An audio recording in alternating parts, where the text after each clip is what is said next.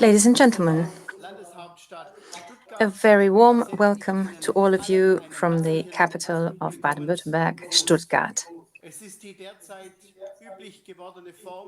Well, this is the way of getting together these days. We are meeting each other online, but it shouldn't prevent us from entering into a very intense debate about the future of Europe and in particular about the presidency of the European Union, the European Council in the next 6 months. I'm looking forward to our meeting today, and thank you very much for having joined us here in the virtual representation of Baden-Württemberg. I'm delighted to be able to welcome our Portuguese guests. I would like to extend a very warm welcome to the permanent representative of Portugal to the European Union, Ambassador Nuno Brito, and Member of Parliament, Maria da Graça Carvalho. I would also like to welcome the other participants of today's event, the chair of the CDU-CSU delegation in the European Parliament, dear Daniel Caspary, as well as the chairman of the Hans Seidel Foundation and also member of the European Parliament, Markus Ferber. Also, a word of welcome to Vit Nowotny of the Wilfried Martens Center, who will be the host of today's discussion. Well, ladies and gentlemen, it is now only a few days that Portugal will take over the presidency of the European Council, and we are in a critical moment. We are trying to cope with the corona pandemic and its consequences, and that leads to enormous challenges for us here in Europe. The negotiations on the future multi-annual financial framework have to be concluded in order for the next programming period to start without delay and in order to release the funding from the recovery plan, because these are urgently needed. Also, the international focus is on us, and we are facing major challenges here. We have to redefine the relation with some of our most important partners, for example, the UK, the US, or China. Africa will be a foreign policy priority of the European Commission, and rightly so, because I think this continent should be seen more as an opportunity than a burden. And well, there are also other challenges such as digitalization, decarbonization, and migration policy, just to name a few. And given that we are in a situation where we are focusing on the pandemic, these sometimes tend to fade into the background, but they are no less important. Ladies and gentlemen, we are now considering the redrafted MFF and also the recovery program, the recovery instrument, Next Generation EU, and that has started the debate on the kind of solidarity we want or we need as a reaction, as a response to the economic crisis triggered by the pandemic. I'm a fervent, committed supporter of Europe, and I would like to say that money shouldn't be an issue when it comes to Europe. It is good that the heads of state and government have been able to find agreement after their very difficult and long discussions on the MFF. I'm convinced our economic reconstruction and recovery needs a strong, a united, and a European response. And that also entails an opportunity. That is the only way for us to take something positive from these difficult times of crisis. With an intelligent recovery strategy, with the right political priorities, our economy will come out stronger from this, and also our society.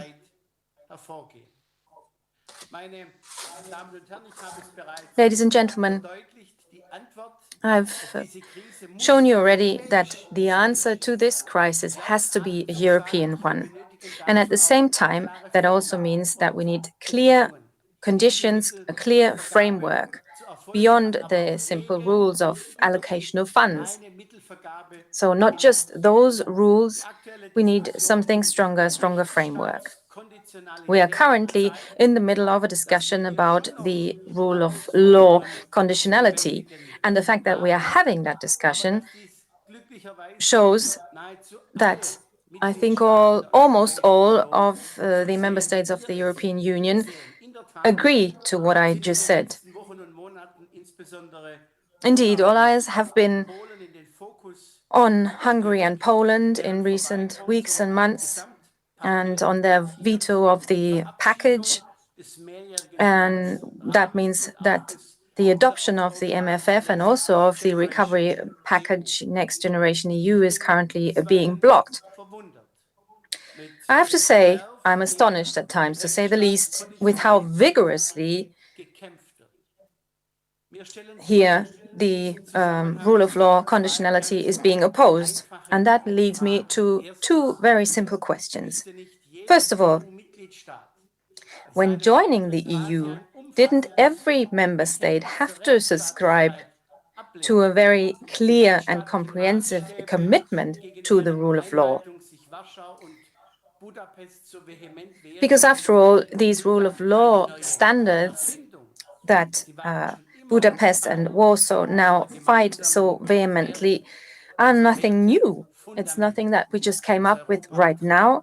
Rather the contrary, they have always been a part of our common values. And secondly, shouldn't it be self-evident that those who get funding from the EU should also stick to its basic rules? Especially since these rules haven't even changed since Hungary and Poland have joined the EU. So it is very important to me that the MFF and the recovery program will come along with this new rule of law instrument. That is desperately needed, and it's also fair because this new instrument doesn't just focus on individual member states, it applies to all of them.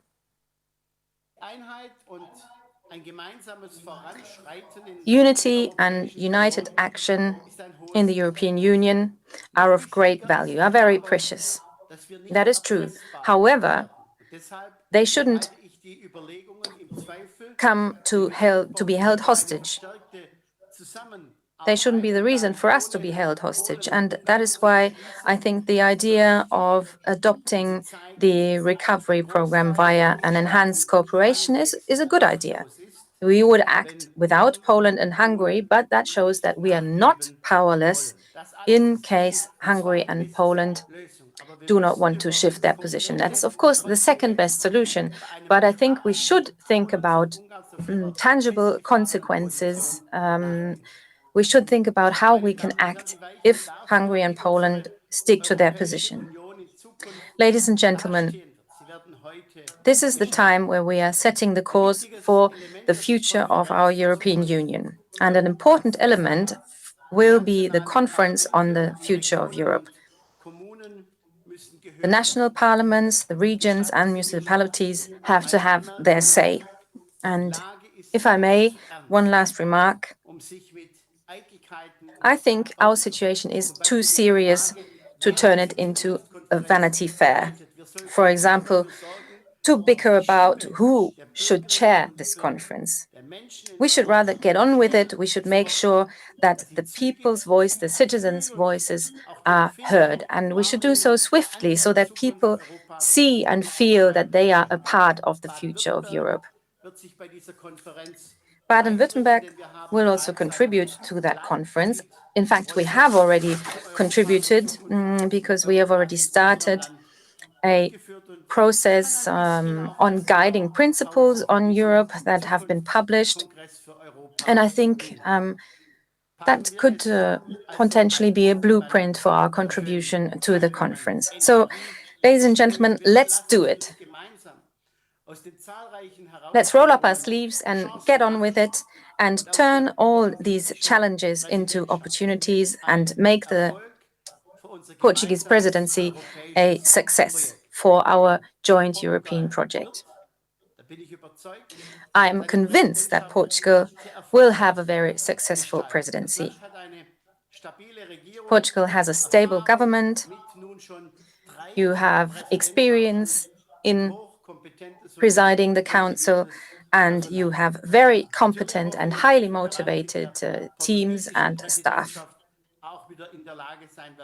And I hope that during the Portuguese presidency, we will also be able to see each other in person again, because that's also part of Europe, what it means to being European and creating an awareness of the European idea. Ambassador, we wish you and your government a very successful presidency, and we're now looking forward to your remarks. Thank you very much. Thank you very much. Welcome to this event. Thank you very much, Minister, for your introductory remarks. My name is Diet Novotny. I'm a Senior Research Officer at the Wilfried Martens Center for European Studies in Brussels, and I will be moderating this event. This event is being live streamed on Vimeo as well as on the website of the Martens Center. You can follow this event in 2 languages. The German interpretation is accessed via the link under the English streaming site. We will now continue with an introductory speech by His Excellency Mr. Nuno Brito, Permanent Representative of Portugal to the European Union. Ambassador, the screen is yours.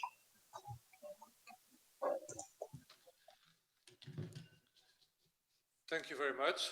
Good afternoon to all of you. And first of all, let me thank the representation of Baden-Württemberg for inviting me and hosting this event. Thank you, Mr. Minister Wolf, for your introductory words. I have to say that you have read part of my speech because I share many of the opinions that you have expressed yourself. I'm also honored to share this panel with the distinguished members of the European Parliament, Mr. Caspary, Mr. Ferber, and of course my compatriot Graça Carvalho. And indeed, I hope to meet all of you in person as soon as possible. So going straight to the points, and to talk a little bit about our presidency. For us, the starting point is already clear. COVID will still be at the forefront of the European Union's agenda during the first semester of 2021. What is the impact of that on our presidency? I would point to 3 main fields. First, the economic response, to which Minister Wolf alluded. We can only have a coherent European response to the crisis when all remaining negotiations related to the multi-annual financial framework and Next Generation EU are finished. That is our main priority because it is the basis for everything we do in the European Union. And by the way, let me commend the excellent work that has been done by the German presidency in this regard. Each day that passes without an agreement has a cost for our citizens. Therefore, we should be able to conclude these negotiations during the upcoming meeting of the European Council, because we have a collective responsibility to deliver. Second, the social response to the crisis. The social impact of the pandemic has made our original priority of strengthening the European social pillar even more urgent. But I will say more about this later on. Third, the health policy response to the pandemic. Expectations among our citizens concerning the rollout of the vaccine are very high and also aimed at the European Union. Our presidency will work hard to ensure a good coordination among member states, working closely with the European Commission and other institutions.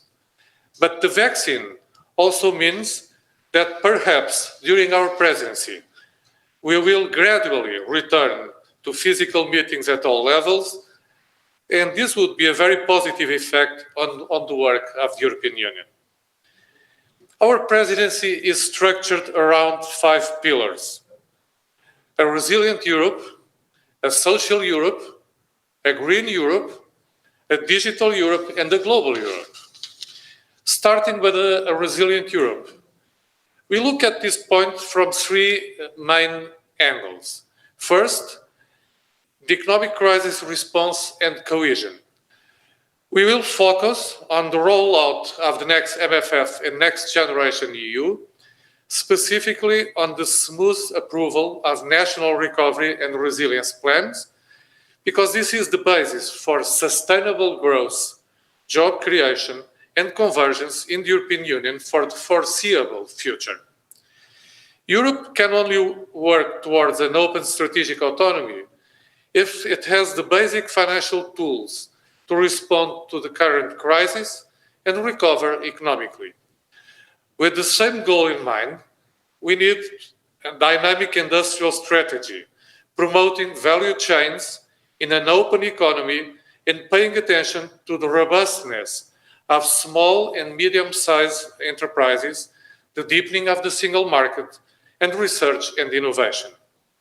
And speaking of research and innovation, a word on space, which holds considerable technological and economic potential and will be a priority for us as well. Second, based on the lessons learned from the pandemic, we will explore what more can be done at European Union level on health policy to improve our coordination and to respond to cross-border health crises, building the basis of a stronger European health union. Third, the European Union's resilience is inseparable from its fundamental values, promoting the rule of law, democratic values, and media pluralism, as well as fighting against all forms of discrimination and disinformation, will be core priorities for us. Our citizens also consider moving freely across the Union as a fundamental right, and we agree with that. And during our presidency, we will work with the European Commission towards normalization of the function of the Schengen area.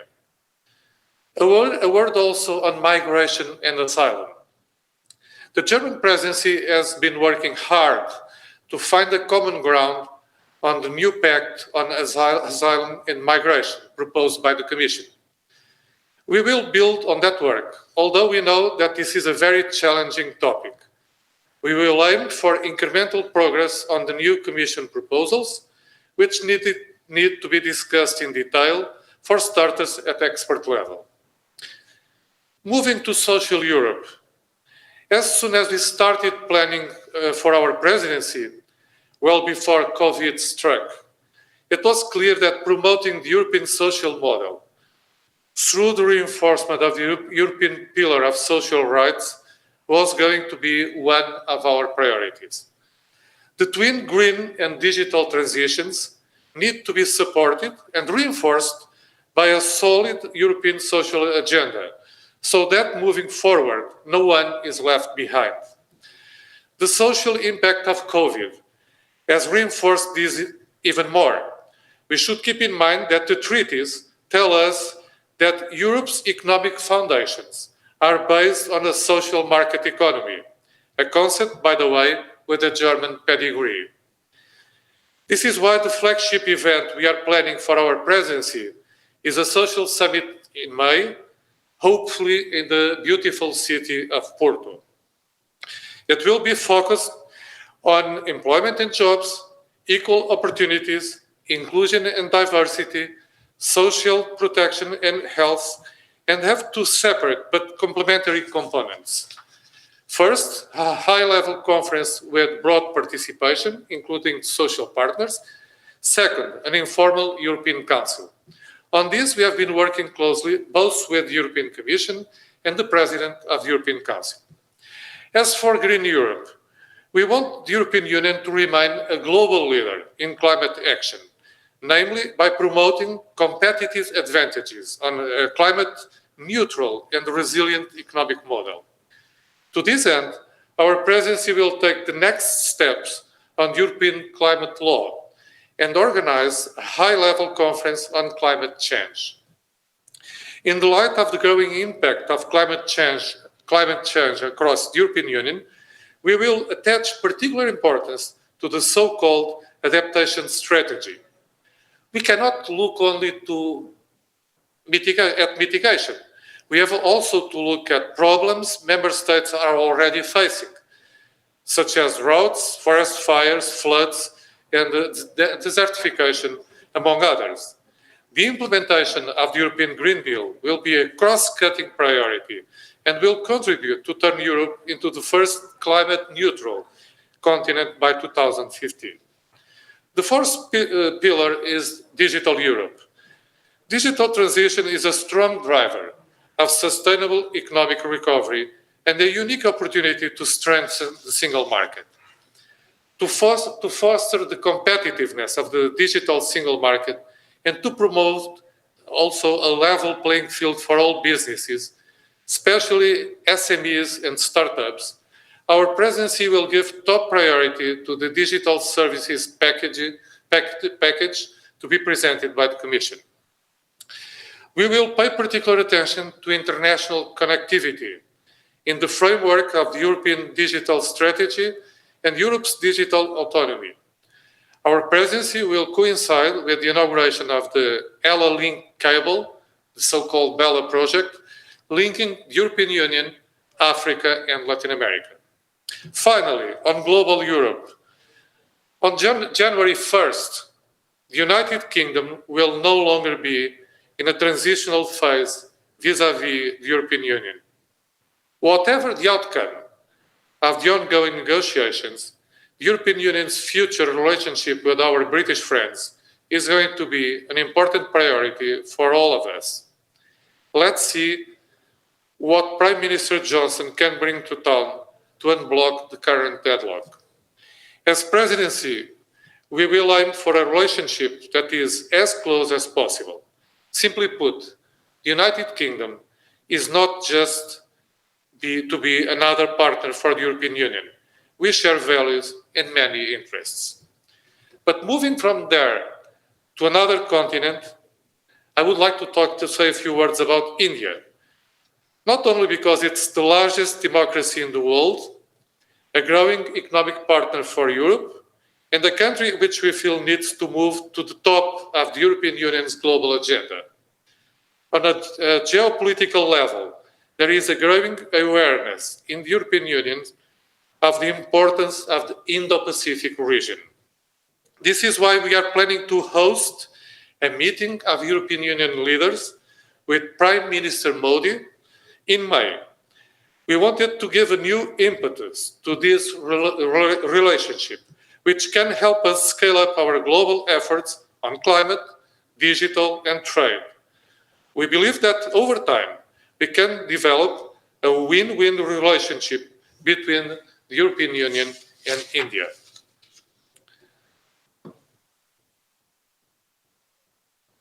We are also looking forward to the prospect of a vibrant transatlantic relationship with the United States. Myself, I was ambassador to the United States before I came to this job. And as the presidency, we will contribute together with the other relevant institutions to an all of the European Union reflection that needs to take place in order to present a coherent proposal for cooperation to the new administration.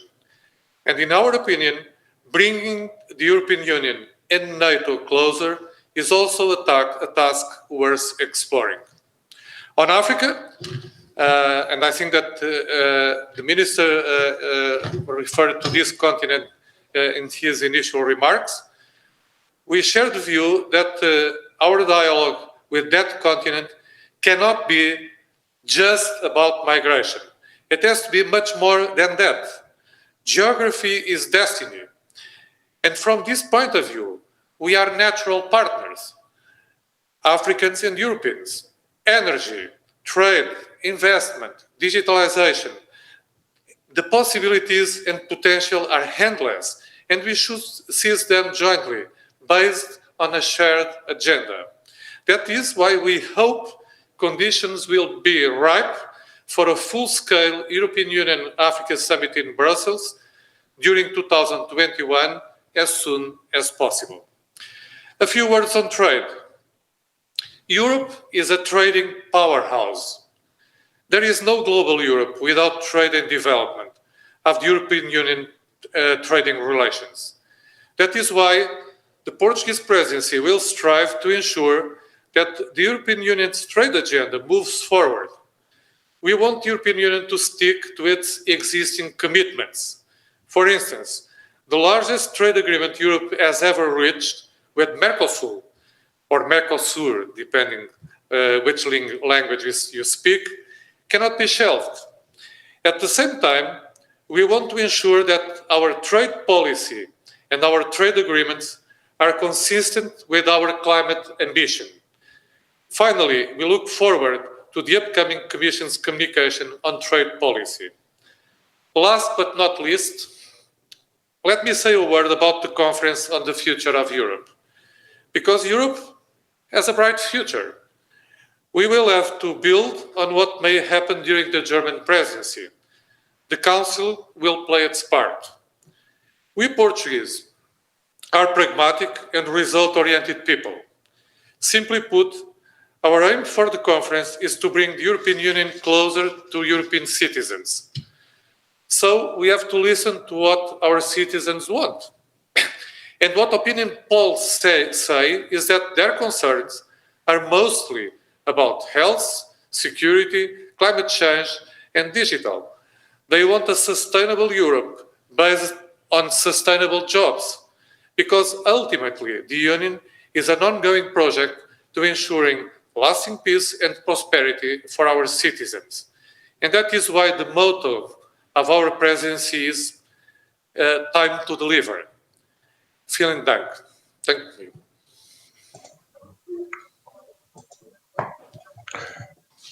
Thank you for your remarks, Ambassador. We will now proceed with the panel debate. For your information, our viewers, Ambassador Brito will stay with us and will take part in the panel debate, and he will be able to take some of your questions as well as the other members of the panel. I will now ask each member of the panel to give a short response to what Ambassador Brito just said. Please limit yourself to the maximum of 5 minutes. We will start with Maria da Graça Carvalho, MEP. She's a member of the Social Democratic Party of Portugal, an EPP member party, and she's a member of the Committee on Industry, Research and Energy. Ms. Carvalho, the screen is yours. Thank you very much. Good afternoon to everyone. Minister Guido Hof, Ambassador Nuno Brito, Head of the Representation of Baden-Württemberg, Bodo Hermann, my distinguished colleagues, Daniel Kaspari and Marcus Weber. I'm very kind to the invitation to be here today in this debate with you. And my first words are for Germany. I would like to congratulate the German presidency for the very good work done over the last 2 months. It arrived at a very challenging time in the middle of a pandemic, with the recovery plan and the next MFF to negotiate. And let's not forget all the questions of Brexit. It's fair to say that Germany landed in the eye of a hurricane, and it's managing to lead us out of it. COVID-19 vaccines are on their way. The budget are expected to be closed, we hope, in time, still this month.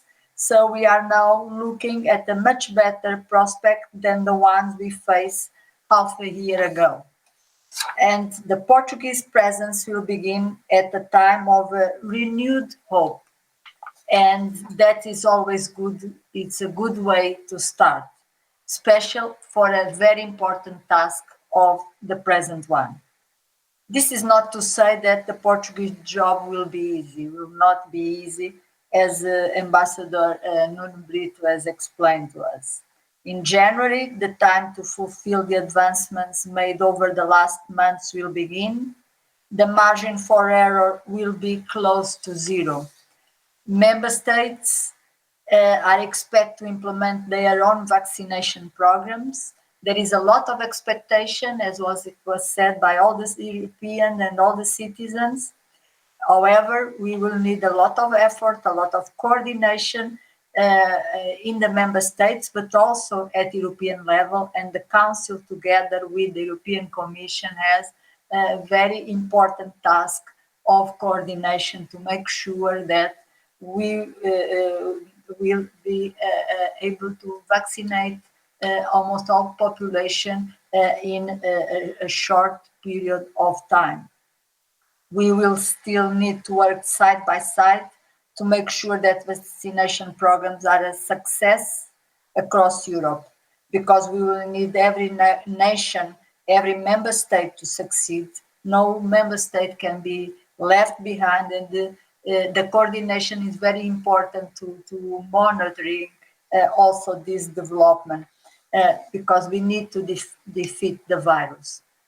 And this is probably one of the first and difficult tasks of the Portuguese presidency, but is not the only one.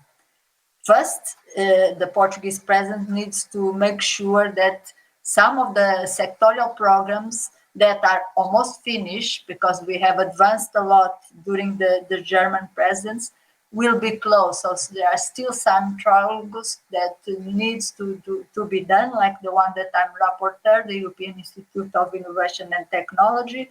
So most of the work is done, but it's still some organization and task to finish all the programs, including the MFF.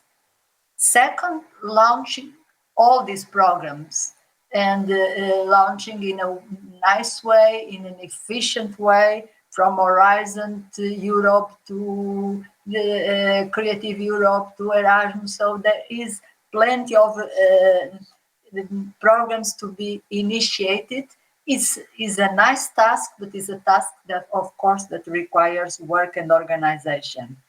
Third, it will need to coordinate the recovery plan to make sure that there are coordination between member states, that member states are follow the priorities that were set up by the Council and the Commission, with also the European Parliament, with the objectives of the Green Deal, the digital transition, and the resilience.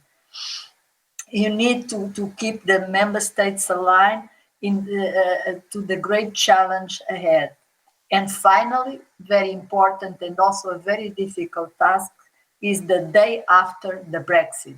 So I foresee many problems, logistic problems, that will end up in the hands of the Portuguese presidency. So considering the lists made public by the Portuguese presidency and that were just enumerated here today by Ambassador Nuno Brito, there is a clear alignment of the Portuguese presidency with the European, as we should expect, with the European objectives of the resilience, the Green Europe, the Digital Europe, and the Global Europe.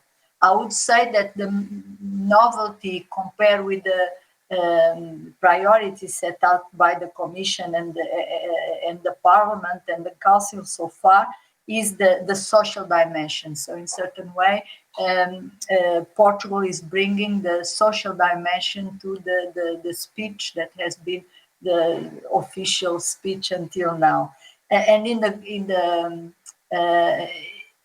the global dimension also, the more emphasis on Africa and the more emphasis on India. That is also, I would say, the topics that I consider the novelty compared with the previous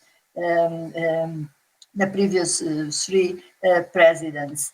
And this is a very interesting development.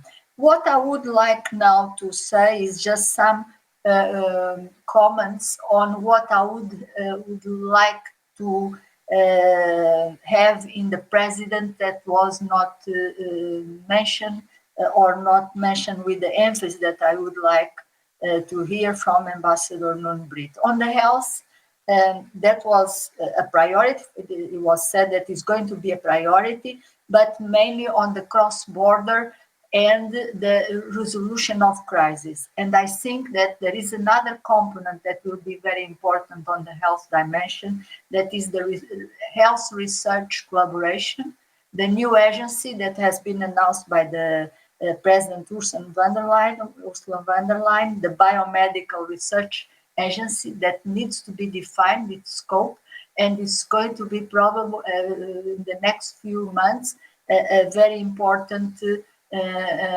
task that the presidents could also follow, and to make sure that we are better prepared to face health threats in the future, because the research is the solution.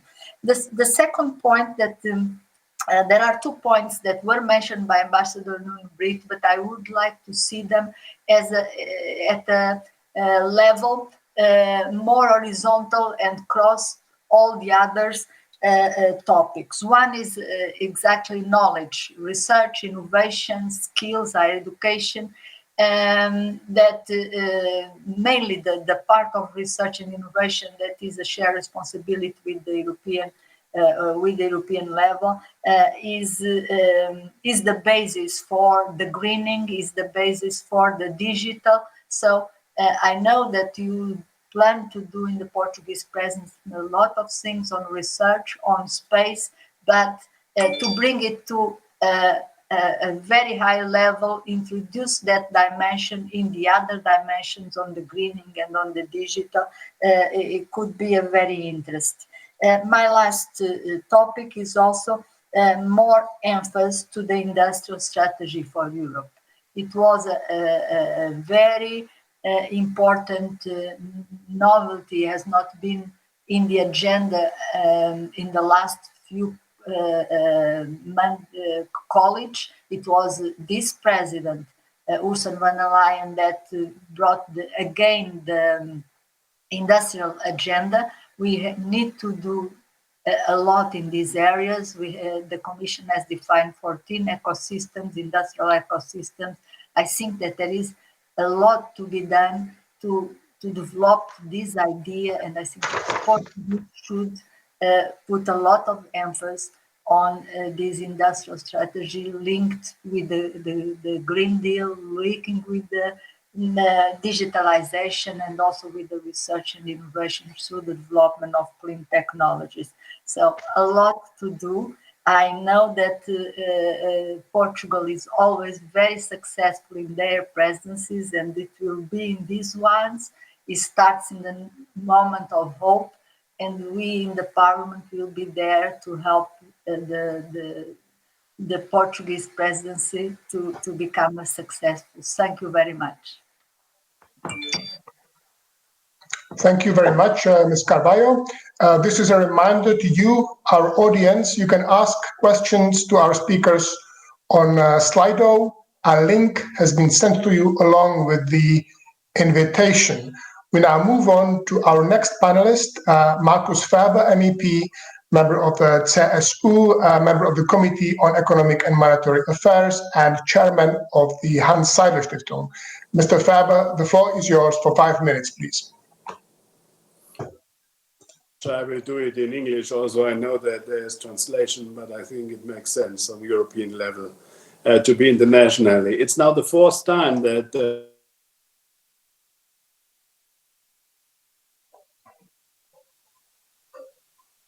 it's a very decisive time. It's now the 2nd year of a new commission in power and the new elected parliament in power. So the normal work should continue to work.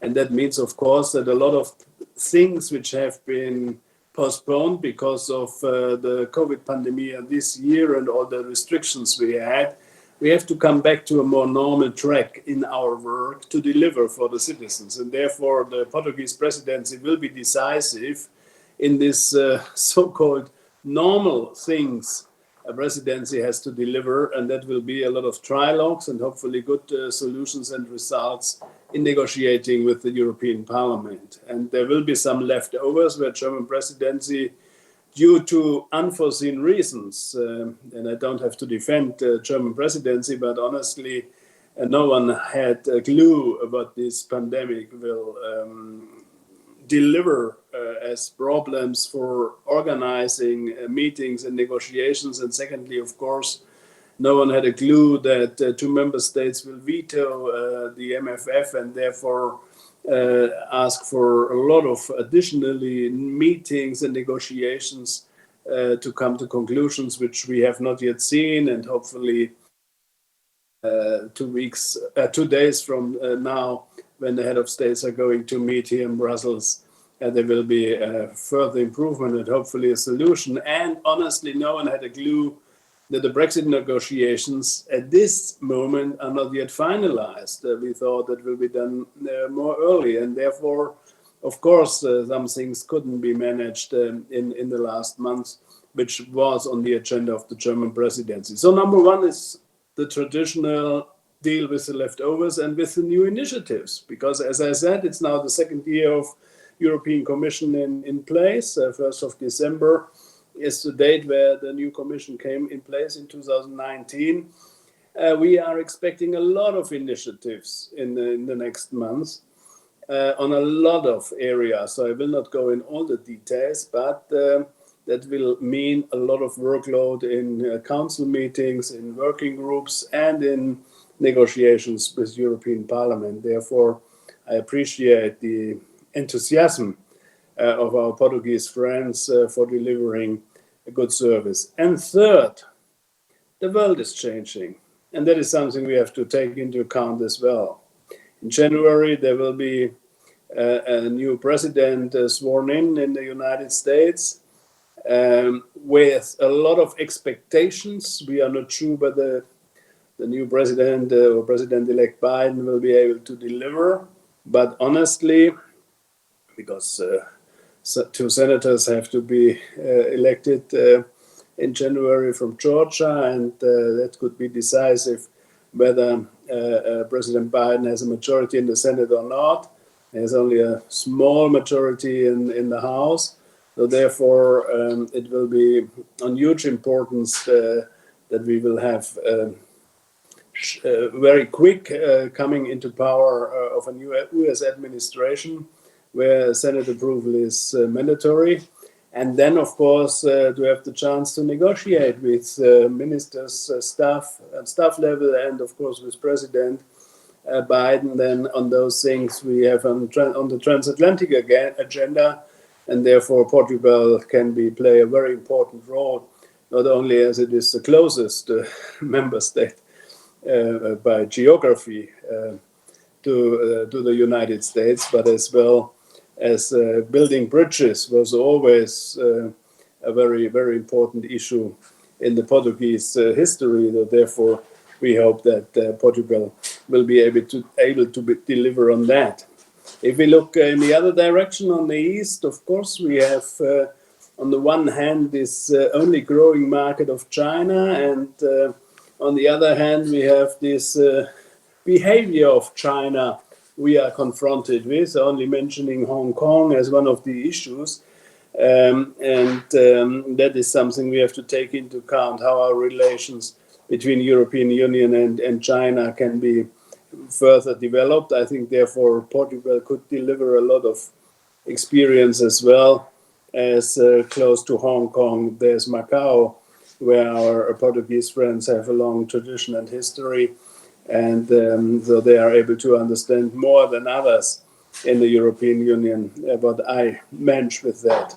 I'm very happy that on the list of activities on the point Global Europe, India is mentioned by the Portuguese presidential program, because I think India is the hidden big player in Asia, and we should strengthen our efforts to have good relations with India. It's a democratic state, so we have common values. It's by population a very large one as well, number 2 in the world after China.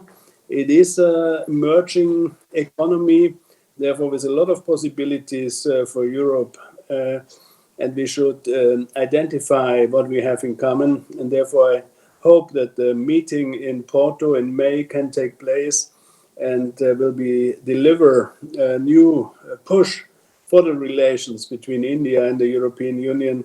Therefore, I'm very optimistic that Portuguese presidency can deliver. And what we always have to look for is the relations to the continent in the south of Europe, and that's Africa.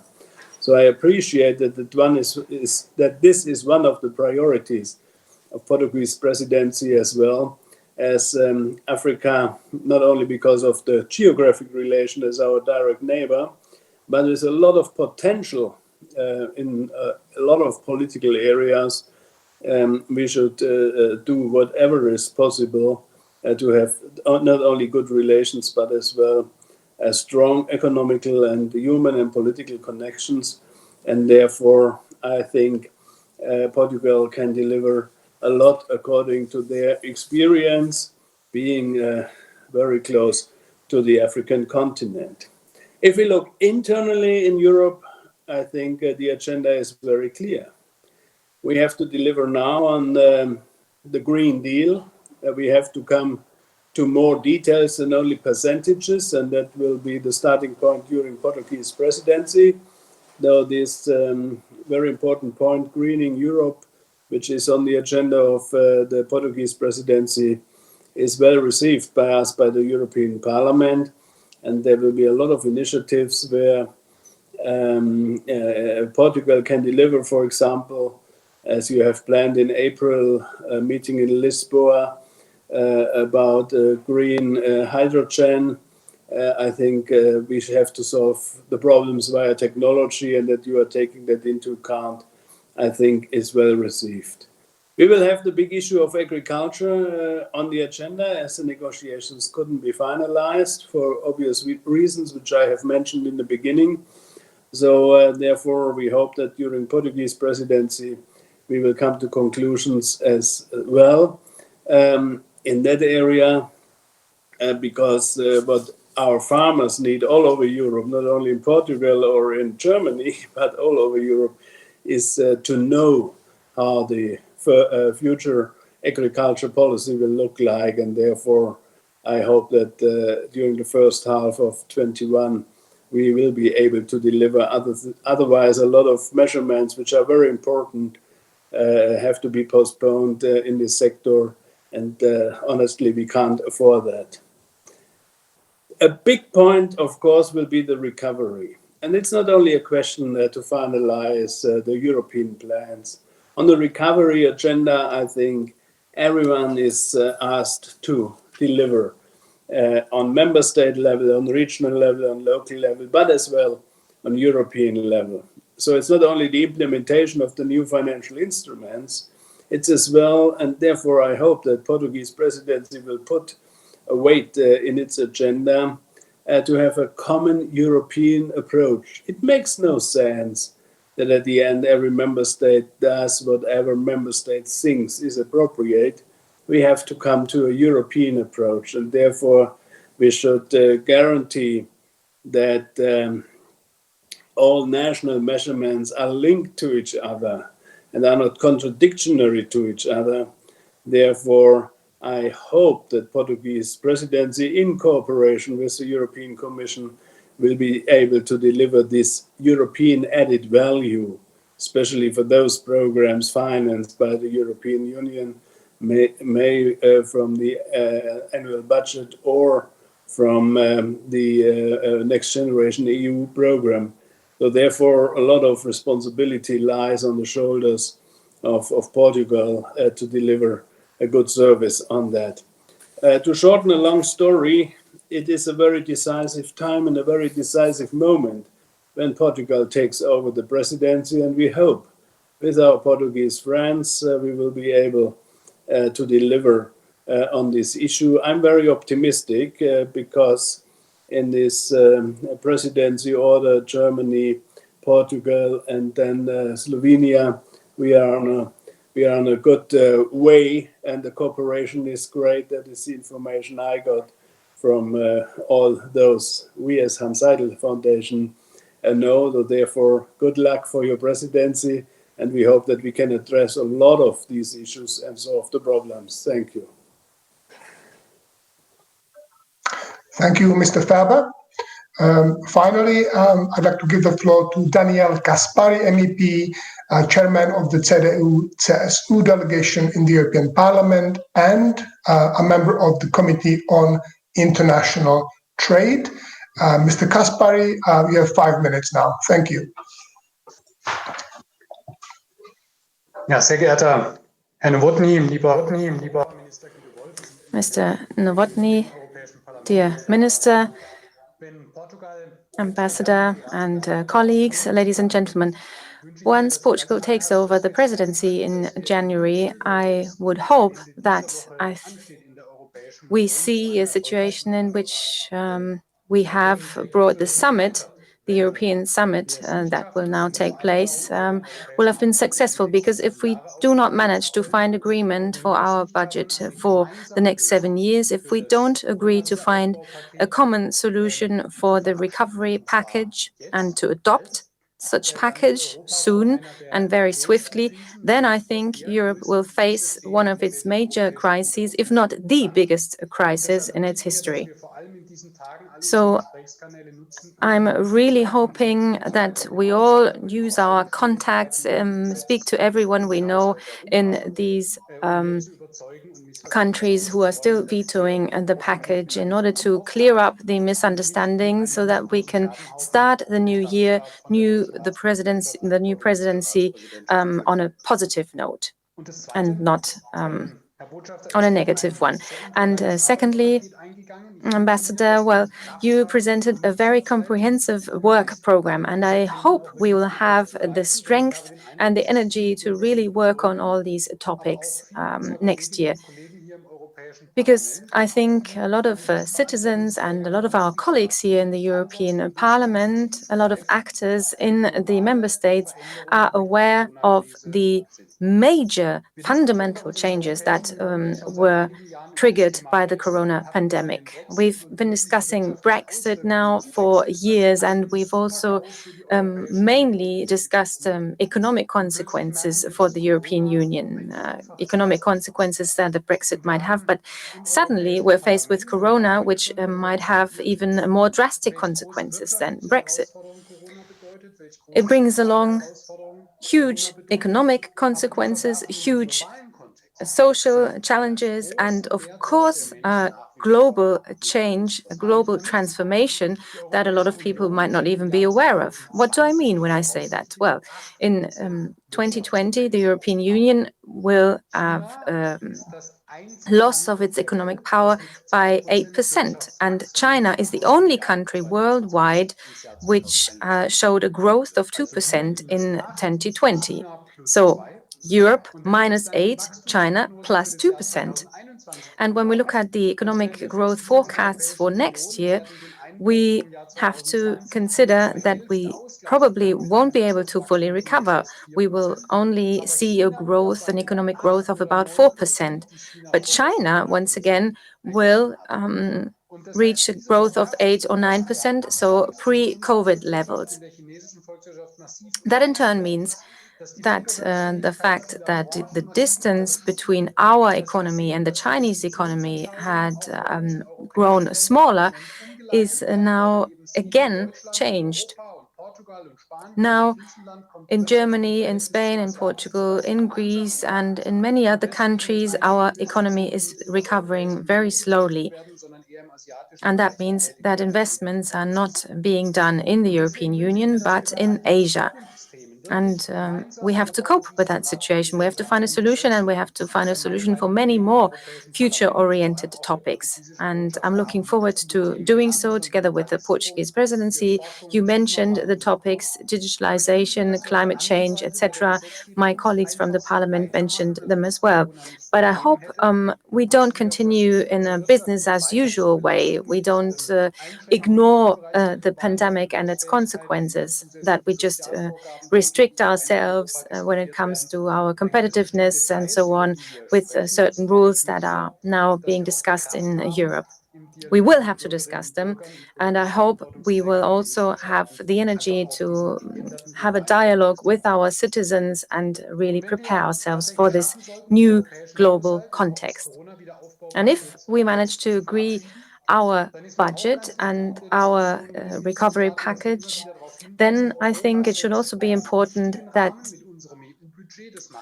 we keep underlining that, of course, Europe is an important framework with its budget. Yes, we do have a recovery package, which will add another 3 to 5% to the gross domestic product of some countries for the next couple of years. But still, one per each euro that is being generated in terms of wealth in Europe, 40 cents are being spent by the member states.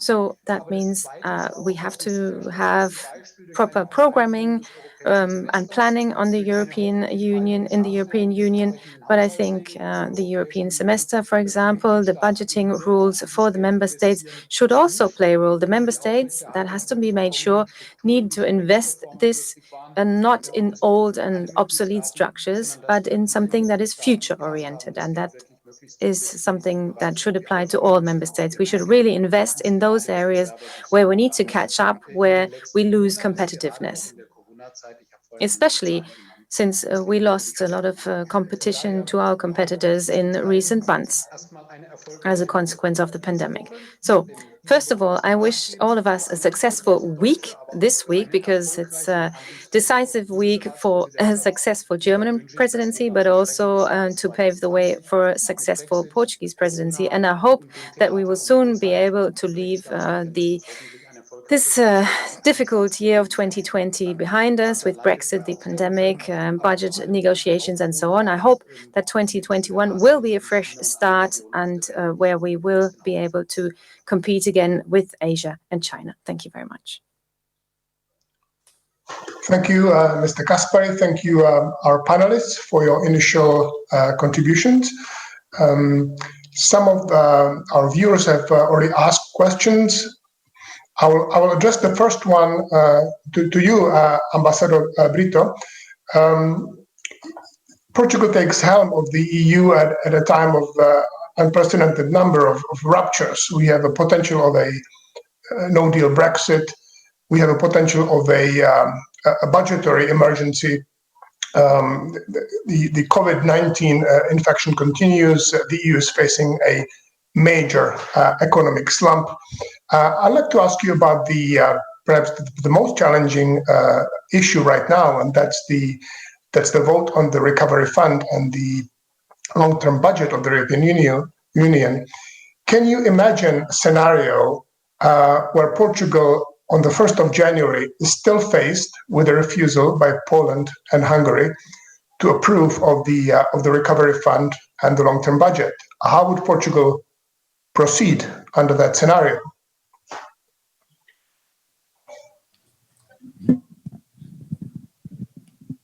So, are you listening to me?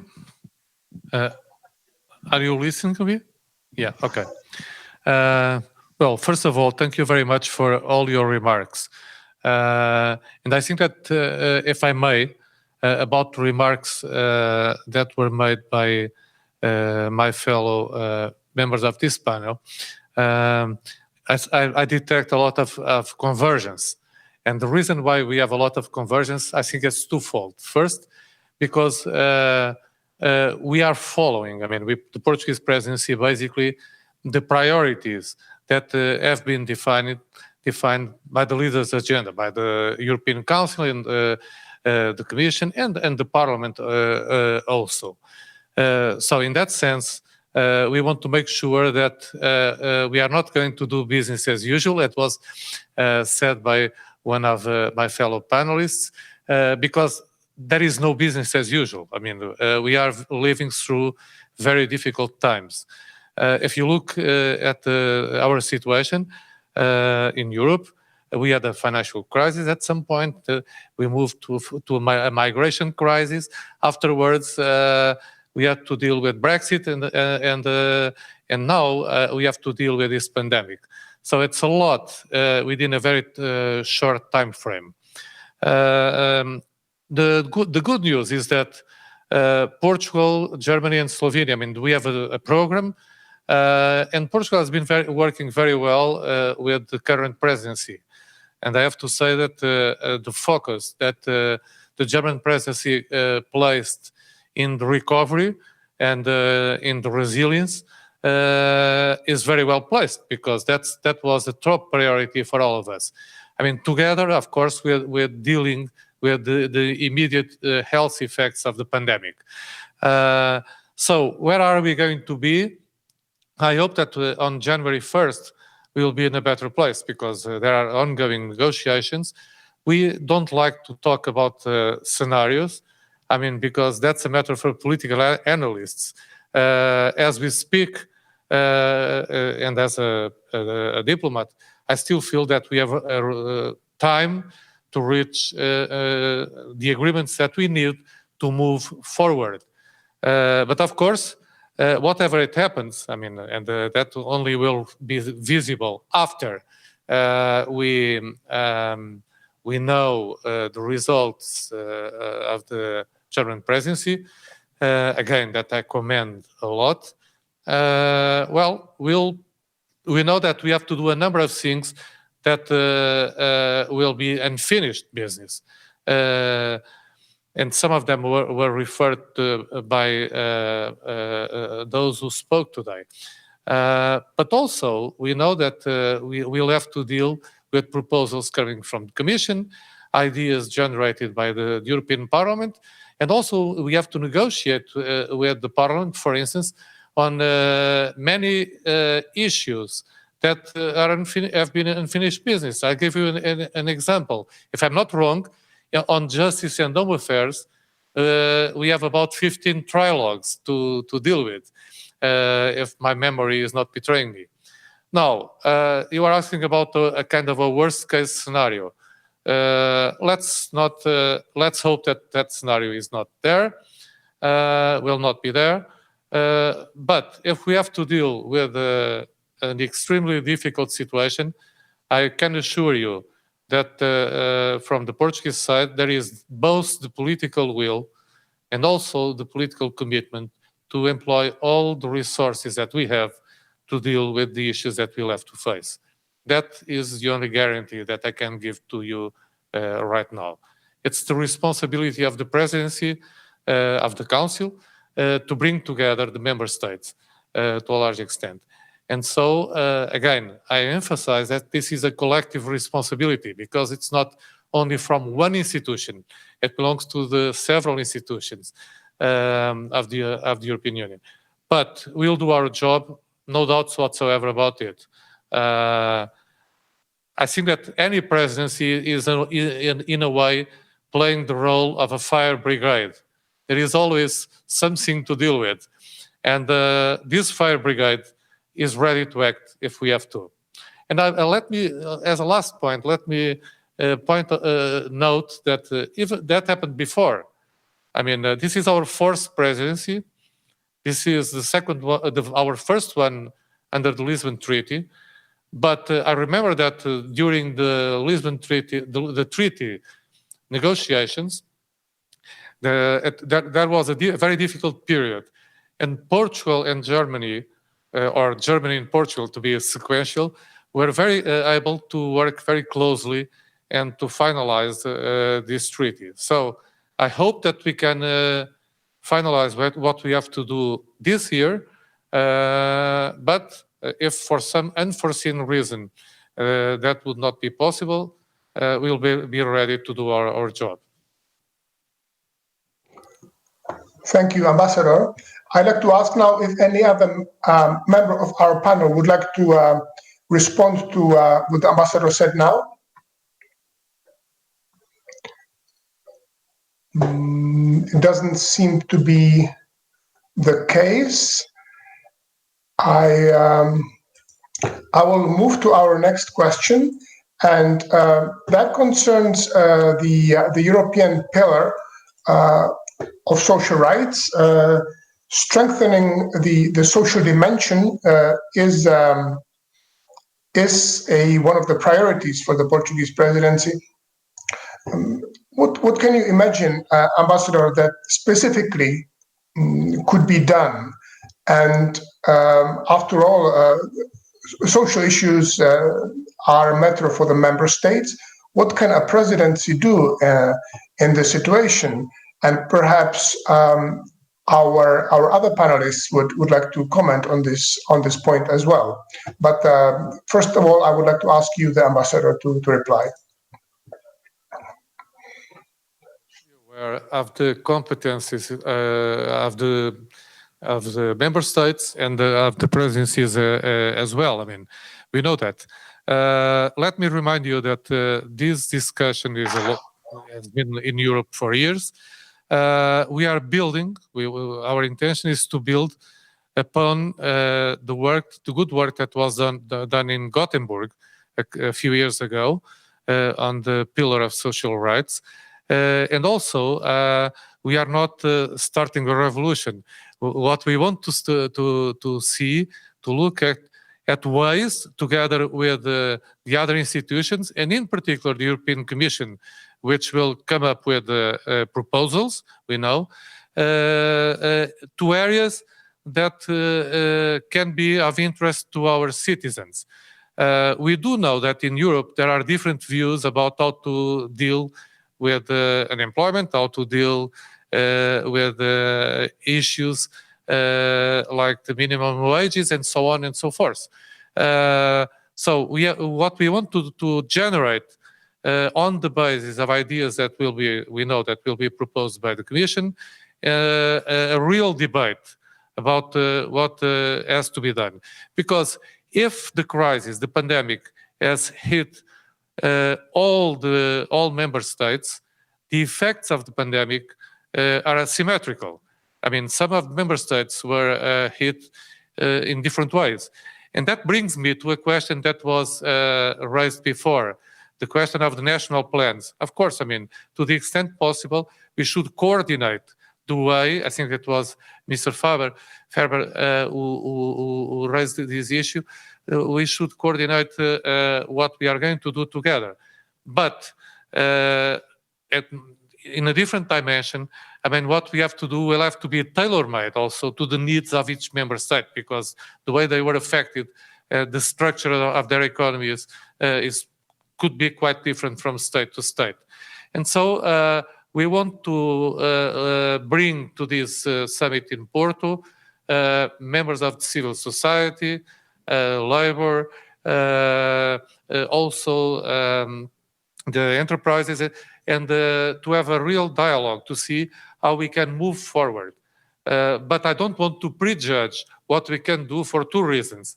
The first reason is that we are still not in the presidency, and I think that it would be a very risky business to try to prejudge the outcome of something without engaging in a formal discussion with our partners. And that will start only on January 1st, of course.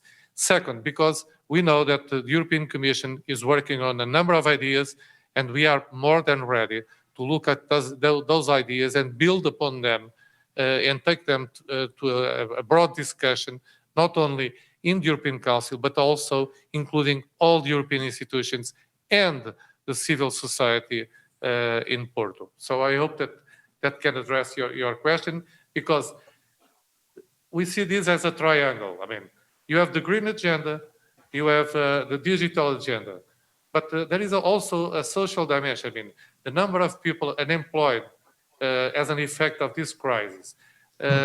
Insecurity, job insecurity, for instance, and the number of measures that have been taken, not only by member states, but also with the support of the Commission and the European Parliament, are quite remarkable. And we should build upon this and learn the experiences that other countries have in dealing with the social dimension of their policies. That's where we want to go. I apologize because I'm looking at you in a.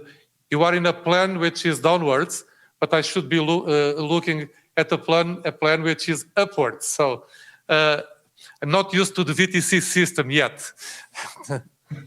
Thank you. That's all right. Thank you. Our final question, we don't have time for more. I would like to ask a volunteer from our three MEP panelists. I want to ask you about the conference on the future of Europe.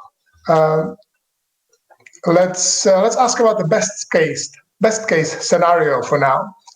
What would be the ideal amount of progress? What would be the ideal path for this process of planning or discussing the future of Europe in the coming half a year when Portugal will be at the helm of the European Union? Any volunteer? I would volunteer, if you don't mind, Markus Ferber. Mr. Ferber, please go ahead. As we from the Hans Seidel Foundation will have a lot of issues next year on this issue, how Europe can develop. And I think what we need now is really that the negotiations start to identify where we have to have further developments, positive developments in European integration.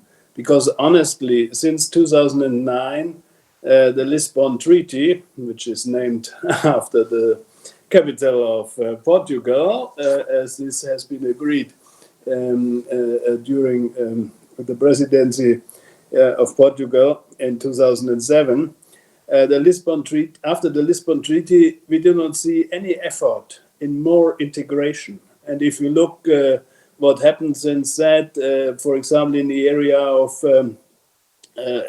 deeper cooperation, it have only been a few issues with minor items where member states could agree on.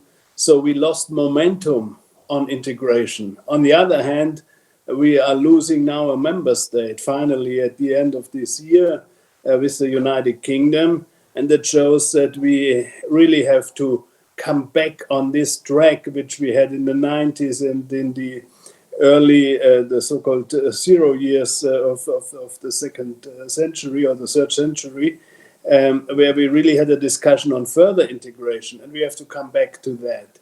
And then, of course, we will identify a lot of areas where we could deepen our cooperation on a European level. We need more Europe and a little bit less member states' influence in a lot of areas. And I tried to mention one, and if you look through the agenda of the Portuguese presidency, you will identify a lot of these items. So I hope that under Portuguese presidency, we will have a starting point of this discussion and we will have a positive momentum for more European integration and more cooperation for the benefit of the people on this continent. And that is what we are working for together. Thank you, Mr. Ferber. Unfortunately, we do not have time for more.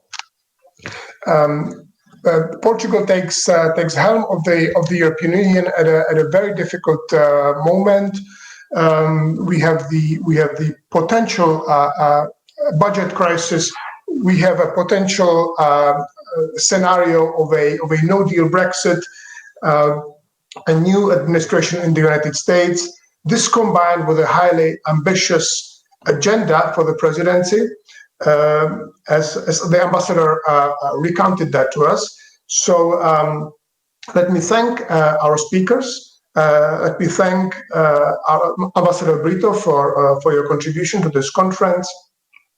And I would like to express thanks to my colleagues at the Martin Center and the Hans Seidel Stiftung, plus the representation of Baden-Württemberg for kindly hosting this event.